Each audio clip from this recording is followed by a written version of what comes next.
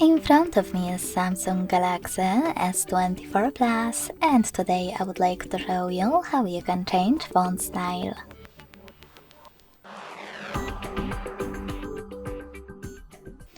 Begin by opening Settings and scrolling down to access Display. Then scroll down again and click on Font Size and Style. Finally, go into Font Style and tap on any of those fonts to apply it.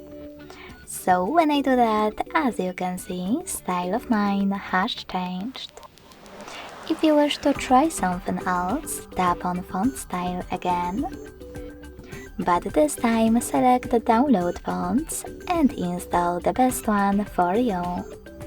You can do that by clicking on this icon next to it, or tapping on it and hitting install. Either way, when you finish, go back to the same settings and apply your new font style by clicking on it. Thanks so much for watching. If you enjoyed this video, don't forget to leave a like, comment and subscribe. Bye!